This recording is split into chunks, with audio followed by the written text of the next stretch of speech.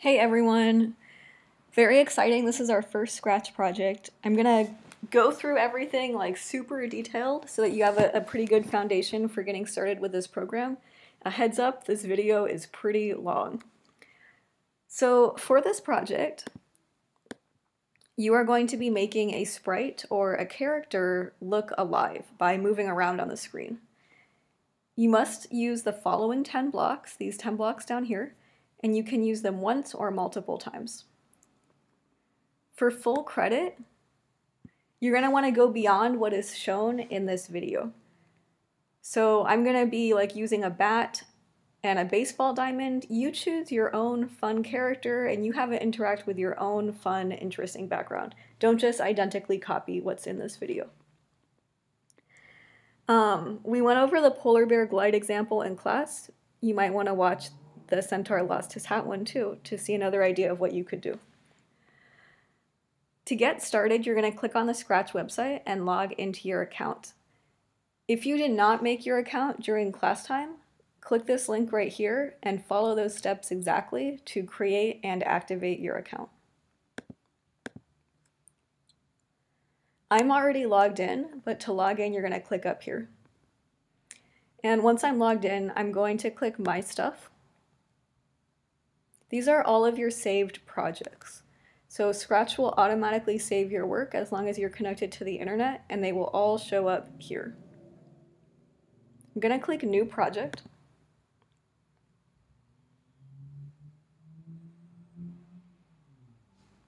And we'll take some time right now to go over the Scratch interface. So first off, this little cat is a sprite. That's what I was talking about before. This is the default sprite called the Scratch Cat. I'm going to trash him though, and instead I'm going to choose my own sprite. You can choose from some default, from some pre-made sprites. You can also paint your own or upload your own.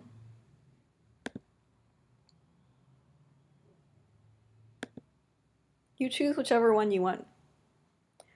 This is what my bat looks like. And over here I can click on costumes, and my bat actually has a few different costumes for like different poses that he can be in. Later on in this unit we'll go over how to like alternate between costumes, but for now you just choose whichever one you want, and if you want you can like delete the other ones. The next thing we're going to do is add a backdrop. So this white area right here is called the stage, and I'm going to choose a backdrop. You can also paint your backdrop, you can also upload a backdrop.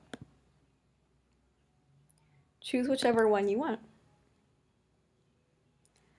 And now I'm going to click back on code. Okay. And so all of these things over here are different lines of code, or in this program they're different like blocks of code. And what we need to do is we need to drag blocks of code onto this workspace and order them in a sequence to tell the bat what to do. For this assignment, you know that you have a few specific blocks of code that you have to use. And so if I were you, I would suggest first dragging all of these 10 blocks of code onto your workspace so that you know what you need to work with. They're not quite in order, but they are by, nope. They are by color. And so each of the colors means that it's a different type of block. And by the end of this unit, we will be familiar with all of these different blocks and all of these different colors. You might notice that when you drag them onto the workspace, they click together. That is just fine. For this sound block, it says play sound meow, but depending on what kind of sprite you have, it might have a different default sound. So my bat's default sound is an owl sound.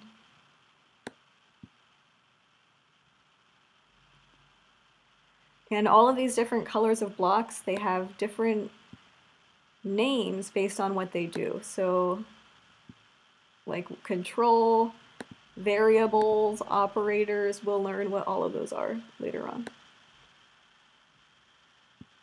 So I'm gonna just bring this back.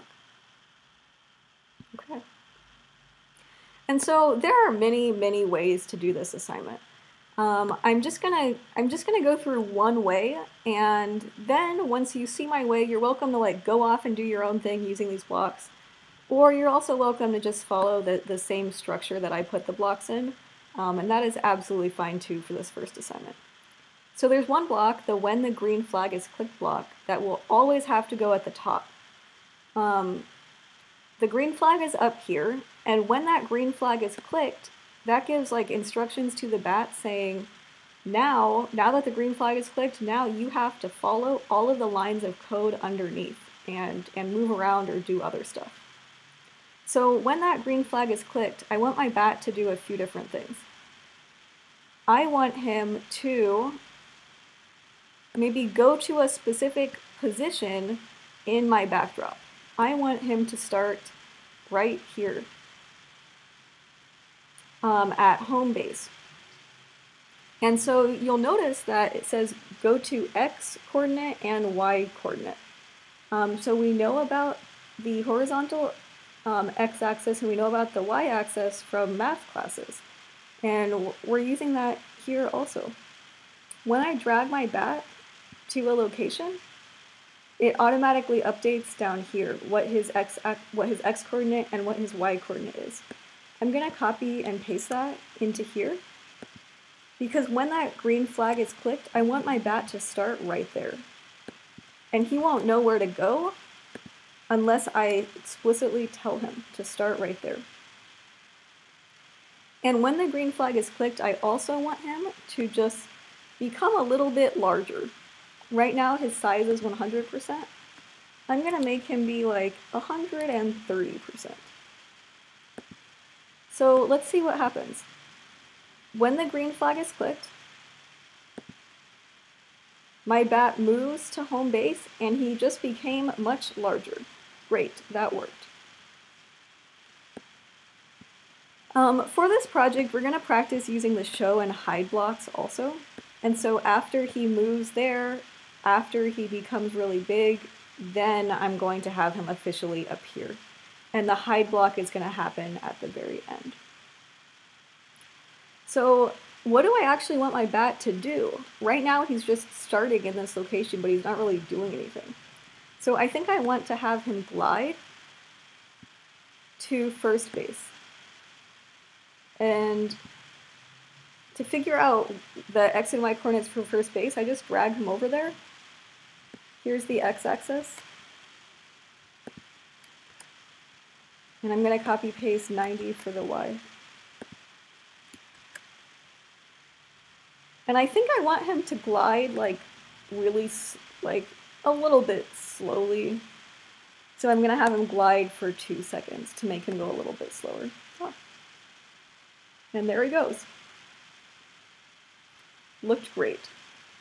When he gets there, he's gonna be so excited that he's gonna play his owl sound. And then he's gonna say, like, hooray, because he'll be so excited that he got there. I don't want him to do it like super fast though, so I'm just gonna have him wait like 0.5 seconds in between. And I still have to use this repeat block, so he's like so excited that he's just going to like play his owl sound and say hooray twice.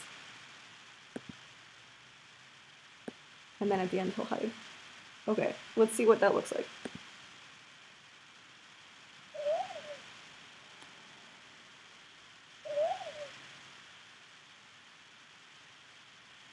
Perfect. So when the green flag is clicked, my bat goes here, he goes here, he's pretty big, then he appears, he glides slowly to first base.